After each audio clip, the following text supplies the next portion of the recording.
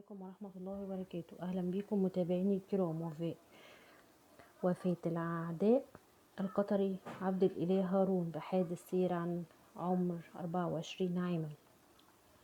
توفى العداء القطري عبد الإله هارون حامل برونزية سباق 400 ميم في بطولة العالم 2017 اليوم السبت عن 24 عاما أثر حادث سير في الدوحة، بحسب ما كشفت أمين سر الاتحاد القطري لألعاب القوى لوكالة الصحافة الفرنسية. وقال محمد عيسى الفضالة أمين سر اتحاد القوى: توفى هارون بحادث سير في الدوحة، وكان يخضع لبرنامج تأهيلي بعد تعافيه من الإصابة للتأهل إلى الأولمبيات في طوكيو، وشاء القدر أن تحصل الوفاة وتخسر الرياضة القطرية وألعاب القوى على مستوى العالم بطلا كبيرا كانت تتوسم منه الرياضة القطرية المزيد من النجاح والميداليات.